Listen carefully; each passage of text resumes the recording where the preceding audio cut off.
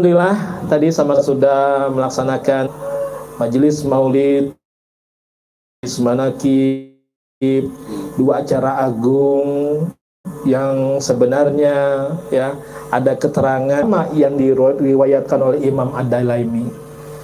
Ini menyampaikan sabda Rasulullah SAW, zikrul anbiya minal ibadah, solihin kifaroh, zikrul qabri yuqaribukumul jannah. Para nabi itu adalah ibadah.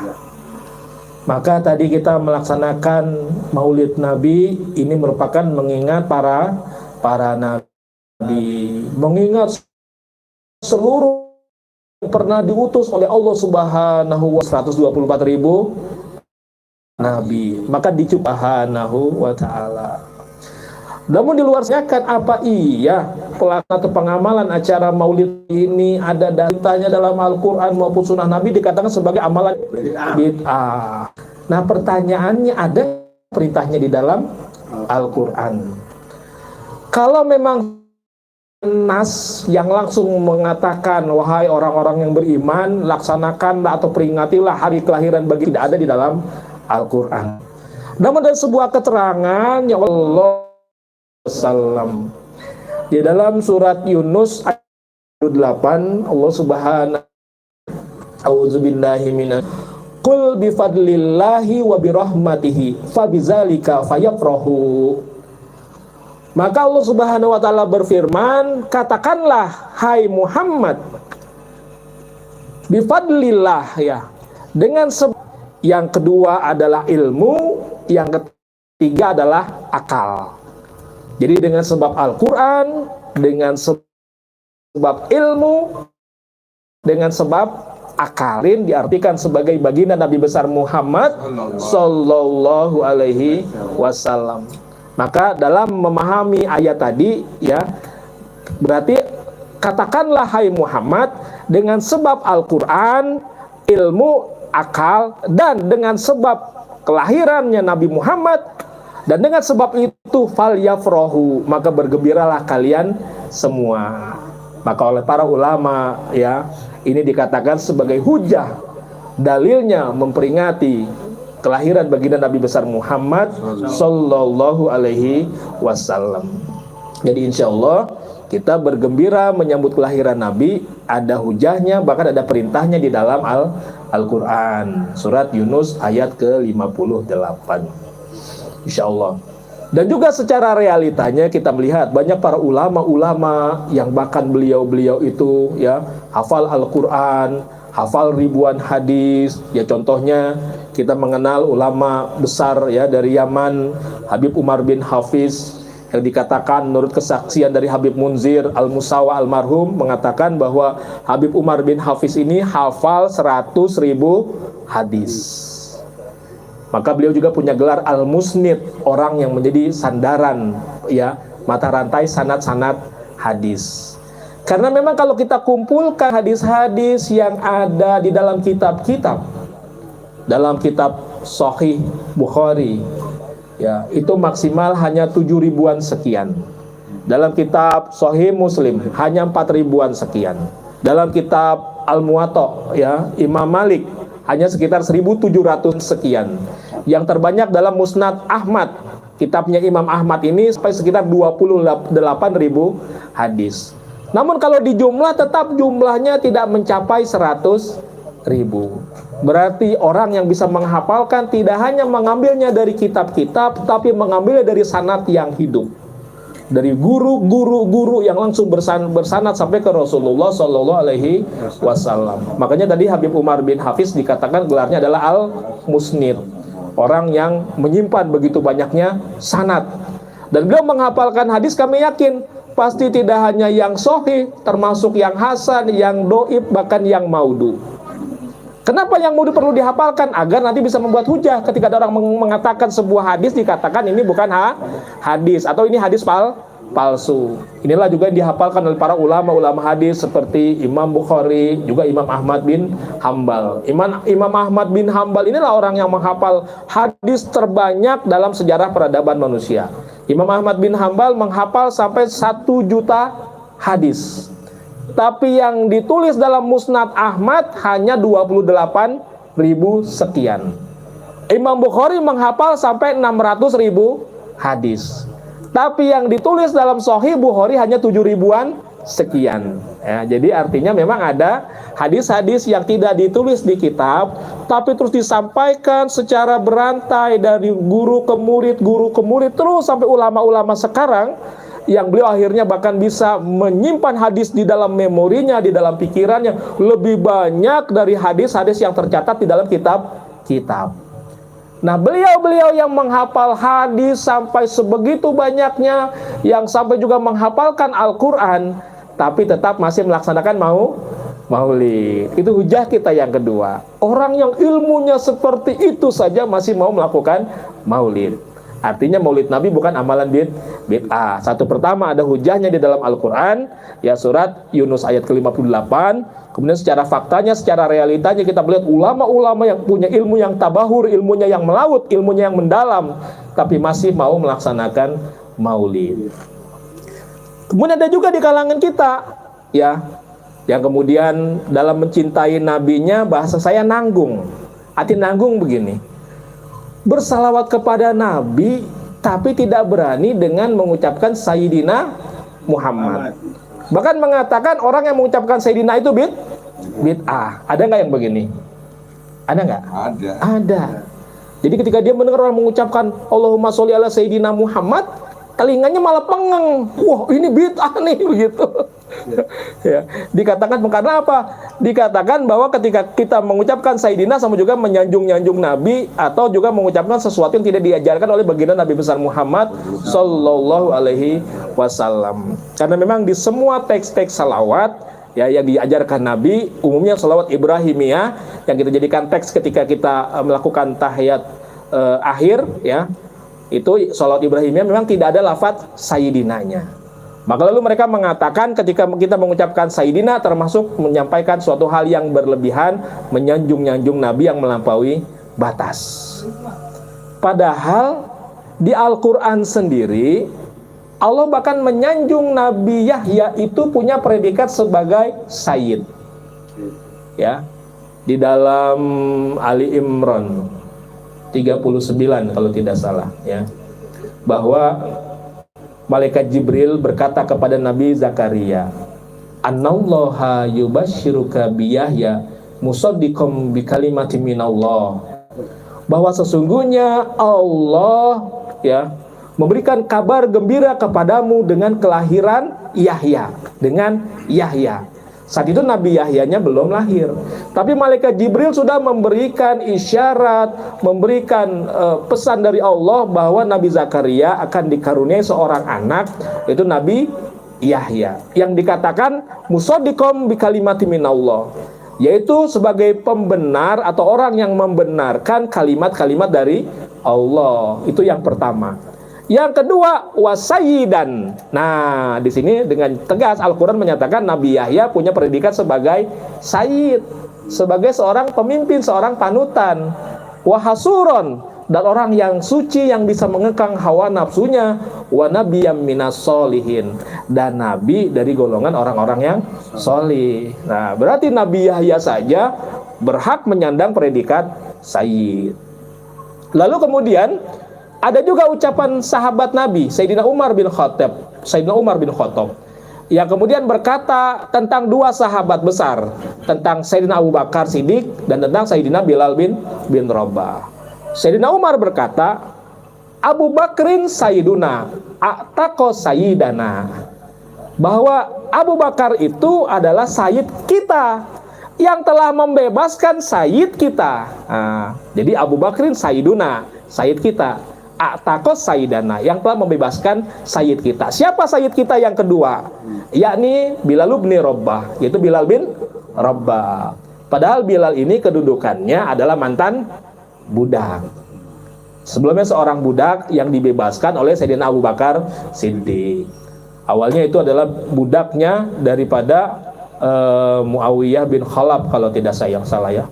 Jadi beliau itu atau Umayyah bin Khalaf, saya lupa namanya. Jadi orang yang memiliki Bilal bin Rabah itulah yang kemudian dibebaskan oleh Sayyidina Abu Bakar Siddiq.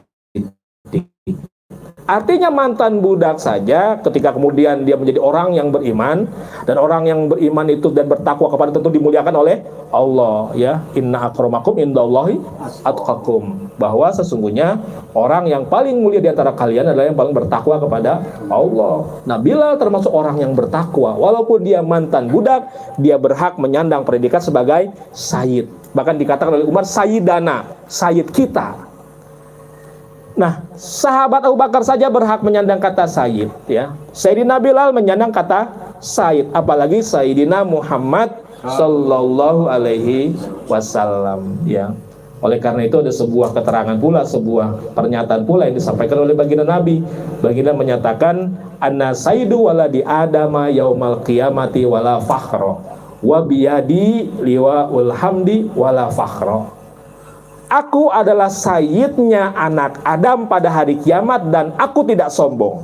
Di tanganku ada bendera liwaul hamdi dan aku tidak sombong. Nah, gitu. Jadi Nabi menyatakan sebagai sayyidnya anak Adam, dan pernyataannya bukan karena Nabi sombong, semata-mata, ya, sebagai bentuk syukurnya kepada Allah Subhanahu wa taala. Wa amma bi ni'mati rabbika fahaddis, dan terhadap nikmat Tuhanmu maka sebut-sebutlah. Maka Nabi menyebut, ya, karunia Allah ini yang telah menjadikan beliau sebagai sayyidnya anak Adam. Artinya baginda Nabi berhak menyandang kata sayyidina, ya, begitu.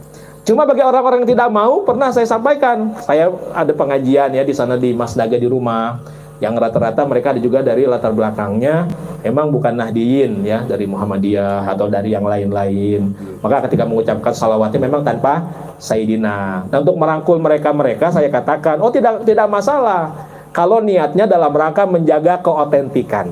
Memang dalam lafaz-lafaz hadisnya tidak ada lafaz menggunakan sayyidina. Jadi yang tidak mengucapkan sayyidina silakan dalam rangka memelihara keotentikan. Adapun yang mengucapkan sayyidina dalam rangka mengedepankan adab, begitu. Jadi yang penting jangan menyalahkan. Yang sering terjadi kan justru yang tidak mau mengucapkan sayyidina malah mengatakan bid'ah kepada yang mengucapkan sayyidina. Nah, sudah clear insya Allah, ya. Jadi insya Allah sudah clear. Kita bersyukur bahwa ketika kita mengucapkan sayyidina Muhammad sebagai bentuk adab kita kepada baginda Nabi besar Muhammad sallallahu alaihi wasallam. Itu merupakan tadi keterangannya bahwa zikrul abdiya minal ibadah. Yang kedua, zikrul solihin kifaro, mengingat orang soleh adalah penebus dosa, ya. Jadi kita bersyukur sudah maulid, maka terhitung tercatat sebagai ibadah, mendapatkan pahala dari Allah. Kita lanjutkan dengan manakib, maka menjadi sebab dihapuskan dosa-dosa kita. Alhamdulillah. Makanya dalam acara manakib pun dikaitkan juga, karena niatnya adalah sekarang dalam rangka maulid, maka yang dibaca mankobahnya adalah tentang bagaimana keutamaan baginda Nabi besar Muhammad sallallahu alaihi wasallam, bahwa Nabi itu adalah pribadi yang sangat mencintai ilmu, sangat mewarisi ilmu. Karena itu dibaca tadi mankobah yang ketiga, ya. Ini ada iklan. Oh iya, bangga. Ya. Baik. Dalam mankobah yang ketiga ini menggambarkan, ya, bagaimana Tuan Syekh Abdul Qadir Al-Jailani qaddasallahu sirah itu, ya, sebagai seseorang yang sangat mencintai ilmu. Karena itulah sejak masa mudanya beliau sudah belajar menuntut ilmu. Inilah bentuk bagaimana sifat dan karakter Rasulullah sallallahu alaihi wasallam. Karena baginda Nabi menyatakan, innal anbiya lam yuwarisu dinaron wala dirhaman, innamal warasul ilma faman ahoza bihi ahoza bihazzin wafirin. Sesungguhnya para nabi itu tidak mewarisi dinar dan dirham, tapi sesungguhnya para nabi itu mewarisi ilmu. Maka barang siapa yang mengambil warisan tersebut, yaitu mengambil warisan ilmu dari para nabi, maka sesungguhnya dia telah mengambil keberuntungan yang sangat banyak. Alhamdulillah, ya. Maka kita bersyukur dalam majelis manakib ini ada hikmat amaliyah, ada hikmat ilmiah. Ini menunjukkan bahwa Pondok Pesantren Suryalaya tidak mengabaikan ilmu. Karena itulah motonya ilmu amalia itu ilmu yang untuk diamalkan. Amal ilmiah, amal yang harus berdasarkan ilmu. Maka kita bertabaruk dengan manqobah yang ketiga, ya, bagaimana tadi Tuan Syekh yang sengaja menuntut ilmu kepada banyak guru, dan ini juga yang telah dicontohkan oleh guru kita. Pangersabah itu juga gurunya sangat banyak, ya, di berbagai pesantren. Beliau mayoritas memang bergurunya di pesantren-pesantren di Jawa Barat, ya. Pertama beliau ada ke Cianjur, ada ke Sukabumi. Termasuk guru-guru beliau di Cianjur itu adalah Mama Ajengan Satibi, atau dikenal dengan Mama Gentur, ayahnya dari Mama Aang Nuh, ya. Aang Nuh itu kan terkenal khorikul adahnya. Nah, ayah beliau Mama Ajengan Satibi atau Mama Gentur ini merupakan gurunya Pangersabah. Kalau di Sukabumi, Pangersabah juga berguru kepada Ajengan Aceng Mumu. Nama aslinya adalah Ki Haji Sarkhosi. Itu Ajengan Aceng Mumu. Di Panjalu kepada Ajengan Haji Junaidi. Nah, itu yang biasanya dicatat-catat di dalam perjalanan hidup Pangersabah itu sebatas yang di Jawa Barat. Tapi saya juga mendapatkan kisah bahwa Pangersabah itu sampai bahkan ke Jawa Tengah, ya. Beliau sampai ke Kendal, ke Kaliwungu. Nah, memang tidak tercatat. Kemudian saya menelusuri di Kaliwungu itu ada pesantren, siapa kiai yang pada masa itu saat Abah? Oh, ada Kiai Haji Ahmad Ruhiyat. Kemungkinan Pangersabah belajar kepada beliau. Ada seorang kiai di Kendal Kaliwungu, ya, yang sangat luar biasa kealimannya, juga terkenal zuhudnya, terkenal banyak karomahnya. Dan memang itu adalah di zaman ketika Pangersabah menuntut ilmu. Tidak tercatat di dalam keterangan biografi Pangersabah, tapi dalam tradisi lisan saya mendapatkan bahwa Pangersabah itu sampai ke Kendal, ke Kaliwungu. Jadi Pangersabah juga belajarnya kepada banyak ulama, kepada banyak guru. Maka ini juga menjadi inspirasi kepada kita sekalian, bahwa dalam hal amalia, dalam hal kita bertorikoh, memang kita hanya harus memegang satu guru mursyid. Tidak boleh di dalam torikoh memiliki dua guru mursyid. Makanya setelah wafatnya Pangersabah, tidak menjadi keharusan kita mencari mursyid yang lain. Ya, kita sudah dicukupkan karena kita sudah menerima talqin zikir dari seorang mursyid yang kamil, mukamil. Apalagi kemursidan Pangersabah tetap efektif sampai sekarang. Kita meyakini sampai sekarang beliau masih terus membimbing para murid-muridnya. Jadi dalam hal amaliyah cukuplah kita berpegang kepada satu guru mursyid. Tapi tidak menjadi menutup kemungkinan kita sebagai ikhwan torikoh, ya, terus kita belajar berguru kepada ulama-ulama yang lain. Misalnya kita belajar ilmu fikih kepada ustadz-ustadz, kiai-kiai, habaib-habib yang ada di sekitar kita, ya. Boleh kita belajar menuntut ilmu. Jadi pesantren Suryalaya tidak membuat para ikhwan itu menjadi orang-orang yang kemudian eksklusif dan tidak mau belajar lagi. Bahkan kita harus terus belajar. Oleh karena itu kami akan menyampaikan beberapa adab di dalam menuntut ilmu. Maka yang pertama, ya, kami merangkum dari berbagai sumber, termasuk dari ta'lim, ya, dan juga keterangan-keterangan yang lain. Maka adab yang pertama di dalam menuntut ilmu adalah, pertama, kita harus menguatkan dan meluruskan niat semata-mata karena Allah. Itu yang pertama, ya. Jadi niat menuntut ilmu harus kuat. Kalau nggak kuat, baru niat di awal saja sudah digoda oleh setan, lalu kemudian malas lagi untuk menuntut ilmu. Jadi niat itu harus kuat. Bagaimana cara menguatkan niat? Maka niatnya harus berlapis. Jangan hanya satu niat. Jadi misalnya gini, saya niat menuntut ilmu agar apa? Pertama, tentu kita agar mendapat ridho Allah. Yang kedua, dengan menuntut ilmu agar kita juga punya derajat yang mulia di sisi Allah. Dengan menuntut ilmu, mudah-mudahan kita bisa memberikan kemanfaatan kepada manusia. Dengan menuntut ilmu, mudah-mudahan kita kemudian bisa punya penghidupan yang lebih baik dari sebelum. Terus kita banyak niat yang banyak. Maka dengan niat yang berlapis-lapis seperti itu, kalau masalah setan digoda, coba dipretelin satu-satu, masih ada niat yang kedua, niat yang ketiga, niat yang keempat, dan seterusnya, ya. Jadi cara menguatkan niat adalah kita pasang niat yang berlapis-lapis. Dan semua niat yang berlapis-lapis itu kita jadikan semuanya lillahi ta'ala.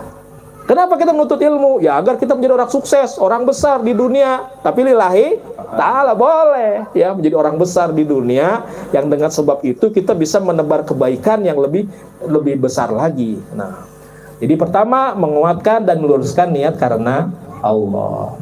Adab yang kedua adalah, ya, kita mensucikan kolbu dan menjauhi dari segala maksiat. Ini penting.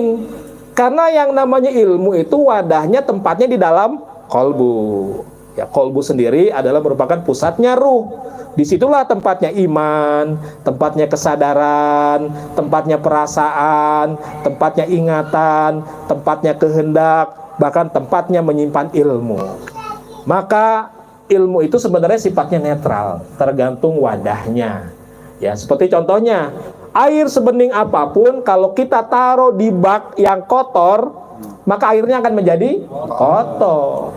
Ilmu semulia apapun, sesuci apapun, kalau wadahnya orang yang memilikinya itu pertama mungkin punya kekotoran, penyakit-penyakit hati, ada kesombongan, ada dengki, ada iri, ada berbagai penyakit hati. Maka ilmu itu ketika diaplikasikan, buahnya menjadi ilmu yang kotor, ilmu yang kurang baik. Maka ada pertama di dalam menuntut ilmu adalah ya, bersihkan wadahnya itu, bersihkan kolbu, sucikan kolbu, dan juga jauhi dari perbuatan maksiat. Dan kita sudah bersyukur, sudah diberikan alatnya untuk membersihkan kolbu. Zikrullah sifaul qulub, bahwa zikir itu adalah obatnya hati. Dengan berzikir maka segala kekotoran-kekotoran dalam hati kita insya Allah akan dibersihkan. Apalagi kalimat zikir kita, kalimat yang utama, kalimat la ilaha illallah, kalimat nafi isbat, kalimat peniadaan dan sekaligus kalimat penetapan. Yang dengan sebab itu kita bisa mencapai takholi, tahali, dan tajalli. Takholi pengosongan segala hal-hal yang tidak baik di dalam kolbu kita, segala sifat-sifat majmumah, sifat-sifat tercela. Bahkan dengan kita mengucapkan la ilaha illallah, insya Allah akan terkikis. Karena ketika di dalam diri kita ada kesombongan, merasa besar, kita zikirkan la ilaha illallah, maka walaupun lafadznya la ilaha illallah, dia bimakna la akbaro illallah. Ketika kita merasa besar, la akbaro illallah, tiada yang besar kecuali Allah. Ketika kita merasa pintar, la alima illallah, tiada yang pintar kecuali Allah. Ketika kita merasa suci, la kudusa illallah, tiada yang suci kecuali Allah. Jadi inilah hebatnya kalimat nafi isbat. Walaupun lafadznya la ilaha illallah, dia menyandang seluruh asma Allah. Ya, tapi tidak perlu diganti lafadznya, tetap zikirnya la ilaha illallah. Hanya dia mengandung seluruh makna tersebut. Sehingga terjadilah proses takholi, pengosongan.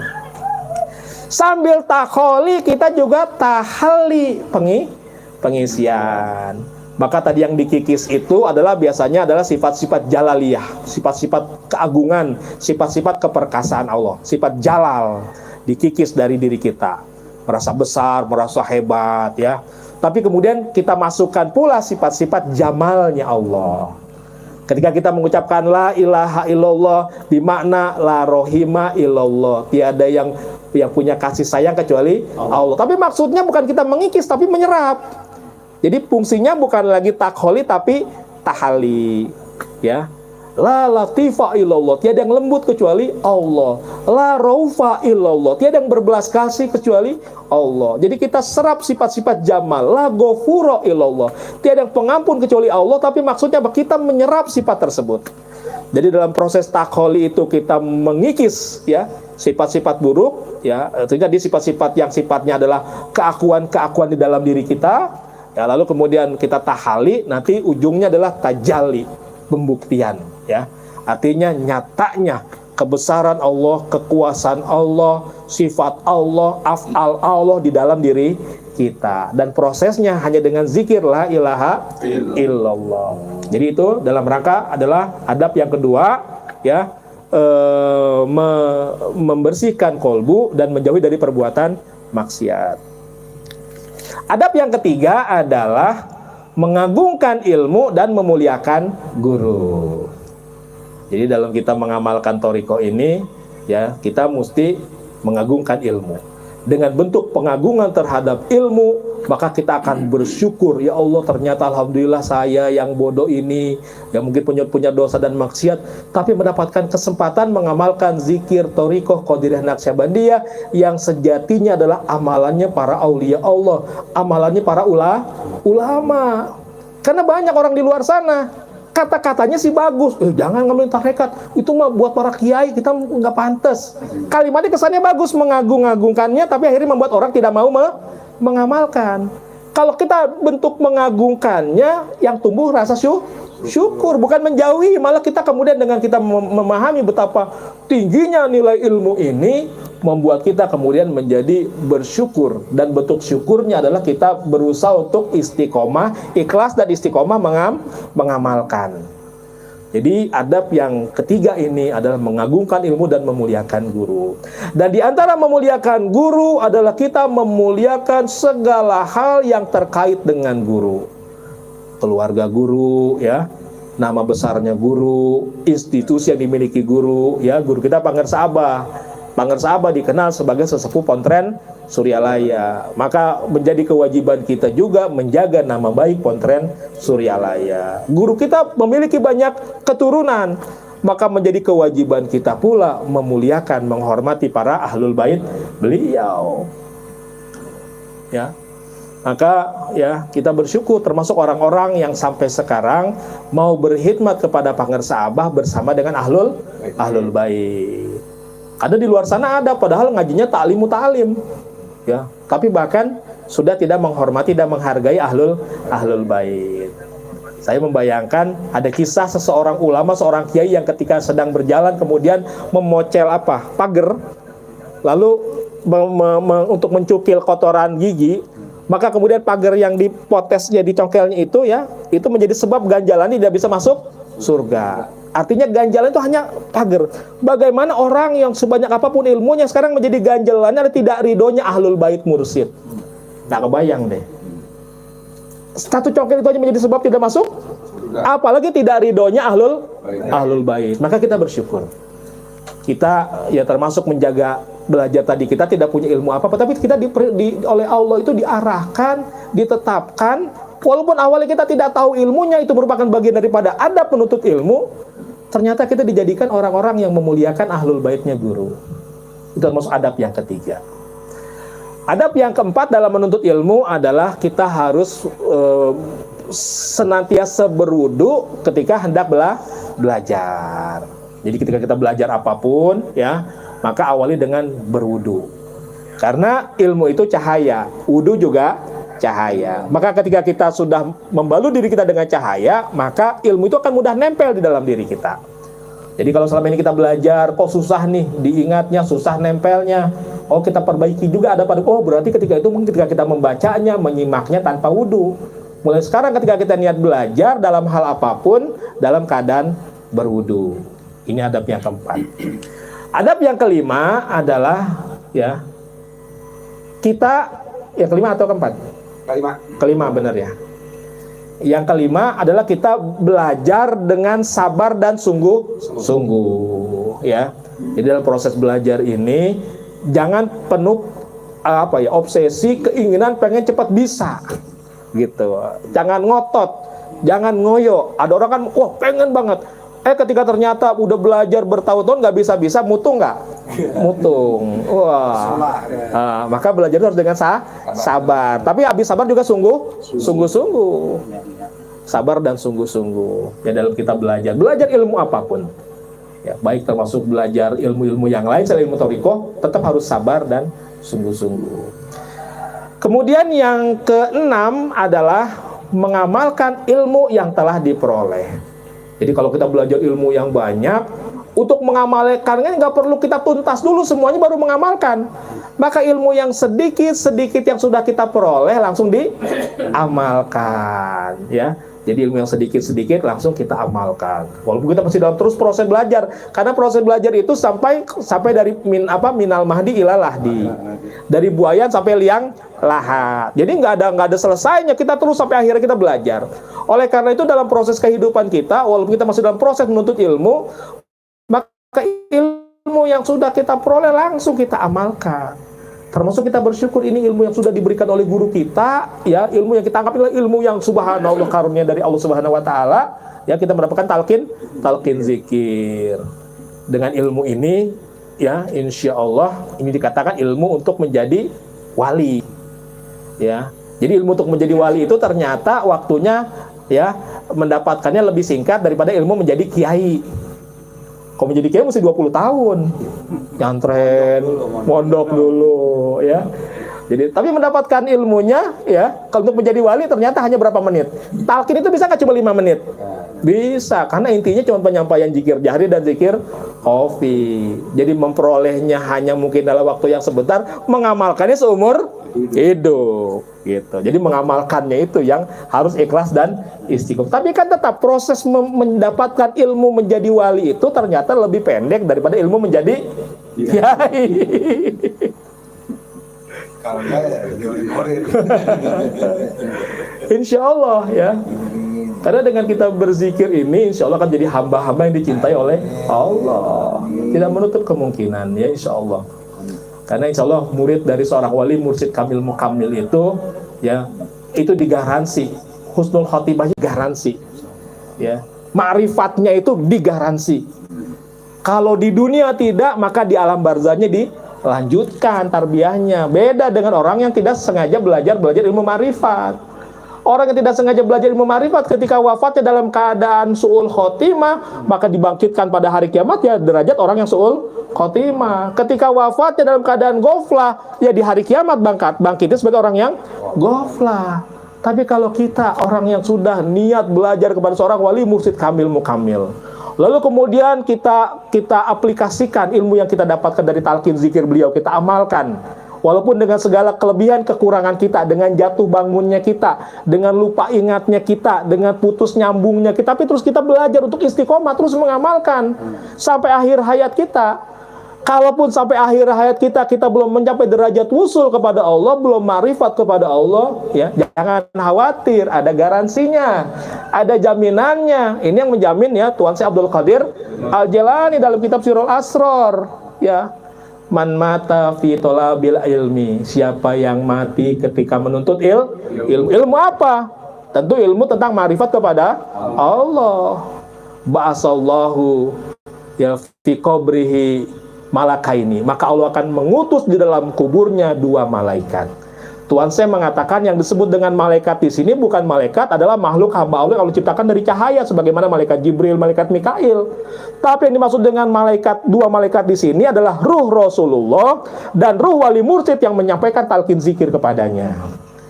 Nah, untuk apa mereka beliau datang ya ke dalam kubur orang yang sudah mati menuntut ilmu tadi? Yu'alimanihi ilmal ma'rifati ila yaumil qiyamah, yang akan mengajarkannya ilmu tentang ma'rifat sampai hari kiamat. Jadi orang yang memang sudah niat belajar ma'rifat, hanya ternyata waktunya dibatasi oleh umurnya, maka kemudian di alam barzahnya dilanjutkan tarbiyahnya. Maka walaupun wafatnya dalam keadaan masih goflah, belum wusul, tapi ketika bangkit pada hari kiamat, bangkit menjadi orang yang sudah arif billah, aliman wa arifan. Wa qoma min qabrihi aliman wa arifan, sehingga ketika dia dibangkitkan nanti ya dari alam kuburnya menjadi orang yang alim dan arif. Beda nggak ketika mati dan ketika bangkit? Beda. Kalau yang tidak sengaja belajar ma'rifat, ya matinya goflah, bangkitnya juga golongan orang yang goflah. Tapi kalau orang-orang yang ini walaupun matinya masih goflah ya, tapi nanti insya Allah tarbiyahnya dilanjutkan di alam barzahnya, maka ketika dibangkitkan tadi aliman wa arifan, jadi orang yang alim dan arif. Maka amalkan ilmu itu walaupun sedikit. Dan dengan mengamalkan ilmu ini akan menjadi sebab apa? Turunnya laduni ilmu dari sisi Allah. Karena jelas ya, baginda Nabi mengatakan yang disebut laduni itu bukan seperti yang kalau kita lihat di majalah-majalah mistik. Laduni mahar 2 juta. Laduni pakai dijual belikan. Pakai DP. Dia sebut dengan laduni itu Nabi mengatakan bahwa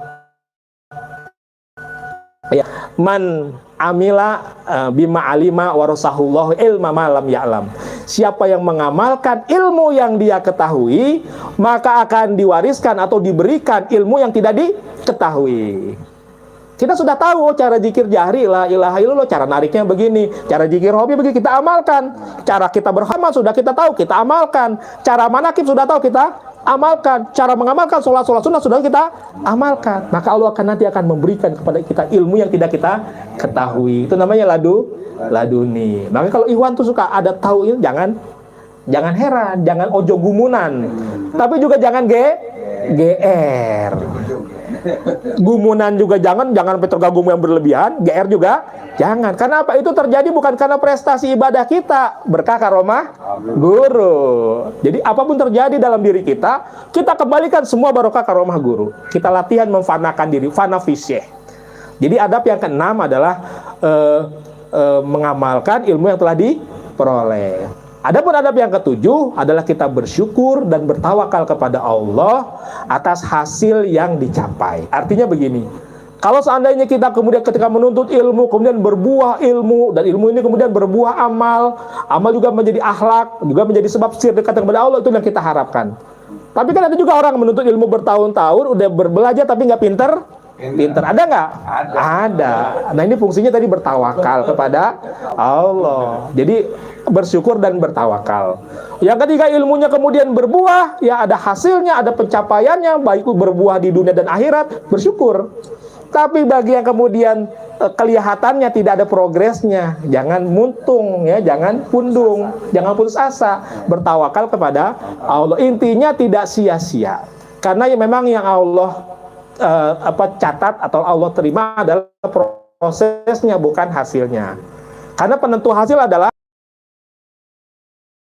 lelahnya, berkeringatnya, semuanya dinilai oleh Allah. Itu adab yang bersyukur dan bertawakal atas hasil yang dicapai. Inilah adab dalam menuntut ilmu. Jadi ini saja kajian pada kesempatan kali ini. Mudah-mudahan ada manfaatnya sebagai bentuk tabaruk kita terhadap manqobah yang dibaca, karena ini merupakan kesukaannya Nabi. Nabi itu adalah pribadi yang mencintai ilmu dan mewarisi ilmu ya.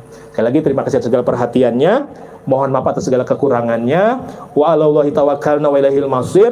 Wassalamualaikum warahmatullahi wabarakatuh.